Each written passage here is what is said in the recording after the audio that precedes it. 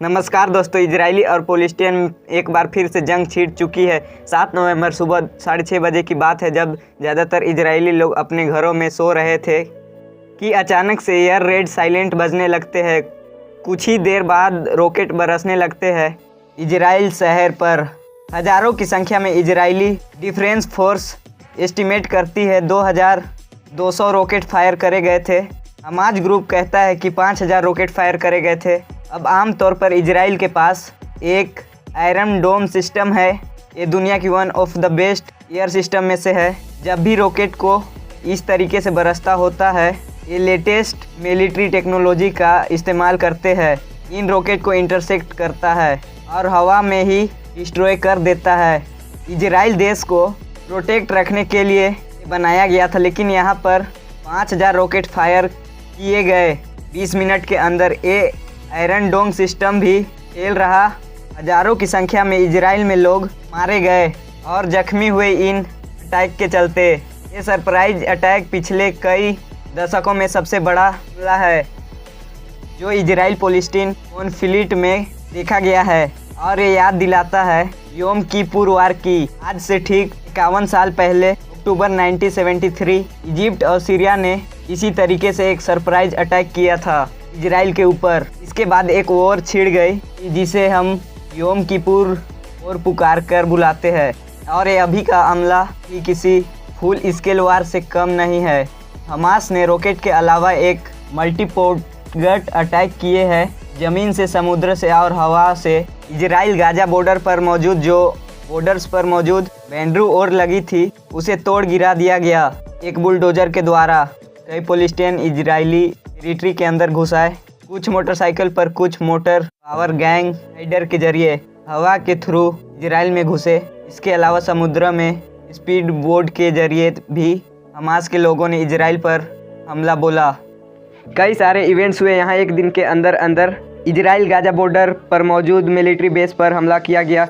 Israeli tank को capture किया गया। कई इजरायली सोल्जर्स कैप्चर कर उन्हें बंदी बनाया जा चुका है हमास ग्रुप के द्वारा। और बॉर्डर पर मौजूद जो इजराइल के गांव और शहर थे, वहां पर भी हथियार ताने हमास के आतंकवादी अंदर घुस गए। ढेरों बेगुनाह सिविलियंस यहां पर मारे जा चुके हैं। कईयों को होस्टेस बनाया गया है, और इजराइल ने रिस्पॉन्स में एक स्टेट ऑफ वॉर डिक्लेयर कर दिया है। ईरान का देश मेन स्पोर्ट्स रहा है हमास का, और उनकी फॉरेन मिनिस्टर कहती है कि हमास के द्वारा किया गया हमला एक एक्ट ऑफ सेल्फ डिफेंस था पैलेस्टीन की तरफ से। हमारी इंडियन सरकार का भी स्टैंड यही रही है।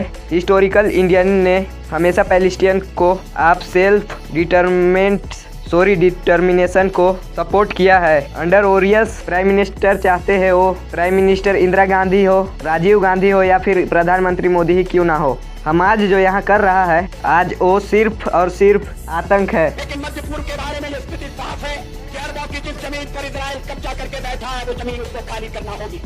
बहुत डिस्टर्बिंग वीडियो आई है सामने, जहाँ पर हमास के आतंकवादियों ने औरत और सिविलियंस के साथ इस तरीके से बर्ताव किया है। इस वीडियो में भी बताया नहीं जा सकता। ये बहुत शर्मनाक बात है कि कुछ लोग को फ्रीडम फाइट की तरह देखते हैं। ये बात सच है कि पैलेस्टीन में आम लोगों के साथ ज्यादती हुई है, लेकिन इजराइल के आम लोगों को मारना, ऐसे टेररिज्म को डिफाई कभी नहीं किया जा सकता। एक चीज़ जान लीजिए, यहाँ पर हमास एक आतंकवादी ऑर्गेनाइजेशन है और इजराइल एक पावरफुल देश है, एक प्रॉपर डेमोक्रेसी है सरकार के साथ। इसीलिए इजराइल को अपनी पावर का रिस्पॉन्सिबल तरीके से यूज करना चाहिए। कुछ कम्युनल स्टेटमेंट से बड़ी तकलीफ होती है। एक तरफ लोग हैं जो कहते हैं कि पूरी तरीके से सफाया कर दो, पैलेस्टीन का जश्न मना रहे हैं पैलेस्टीन पर हमला होते हुए देखकर। कहते हैं एक भी नहीं बचना चाहिए, बिना उन लोगों की फिक्र करते हुए जो आम पैलेस्टीन लोग रहते हैं, उन पर क्या बीत रही होगी। दूसरी तरफ कुछ कम्युनल लोग हैं जो हमास आतंकवादियों को स्पोर्ट में जश्न मना रहे हैं, खुश हो रहे हैं कि हमला कर दिया इजराइल पर। ये लोग चाहते हैं कि इजराइल का पूरी तरीके से सफाया हो जाए। इजराइल देश एग्जिस्ट ही नहीं होनी चाहिए। जब आप ऐसे कमेंट सोशल मीडिया पर देखते हो तो याद रखिए कि आप एक इंसान है, कोई खून के प्यासे वैम्पायर नहीं। बैठकर बड़ा आसान लगता है और मॉन्गरिंग करना, लेकिन सोचकर देखिए अगर आप वहां होते जहां ये वॉर छिड़ रही है। सोचकर देखिए आम इजरायली और आम पैलेस्टीन परिवारों पर क्या बीत रहा होगा। रोज़मर्रा की ज़िंदगी पूरी तरीके से थम जाना और इस डर में जीना कि कब कौन सा हेलीकॉप्टर या रॉकेट आकर आपकी बिल्डिंग पर गिर जाए। इजराइल भी इस चीज़ को दर्शाने की कोशिश कर रहा है कि वो कितने रिस्पॉन्सिबल तरीके से अपने अकाउंट ऑफेंसिव कर रहा है। अभी एक 14 मंजिल पैलेस्टीन की बिल्डिंग इमारत पर एयर स्ट्राइक करी गई, लेकिन एयर स्ट्राइक करने से पहले 10 मिनट की वार्निंग दी गई थी। इजराइल ने इस बिल्डिंग में रहने वाले लोगों को इवैक्यूएट करके छोड़ दे ये बिल्डिंग और इस पर एक बम गिरने वाला है। ऐसी वार्निंग पहले भी देखी गई है, जैसे कि फातिमा बशीर को वार्निंग दी गई थी। इजराइल एयर स्ट्राइक पहले इस साल मई में, हालांकि इजराइल एक कहता ज़रूर है, लेकिन ये भी है दोस्तों कि इजरायली की एयर स्ट्राइक में ढेरे पैलेस्टीनियन सिविलियंस मारे गए। उम्मीद यहाँ पर यही है कि यहाँ लॉन्ग लास्टिंग शांति देखने को मिले इन दोनों देश के बीच में, लेकिन अभी के सिचुएशंस को देखकर लगता है कि ये और कभी काफ़ी चलने वाली है। आपको मैं सजेस्ट करूँगा पूरी हिस्टोरिकली कॉन्टेक्स्ट समझने के लिए इजरायली और पैलेस्टीन के बीच ये झगड़ा क्यों हुआ, इसकी फुल वीडियो देखें। उम्मीद करता हूँ वीडियो इन्फॉर्मेटिव लगा होगा। धन्यवाद।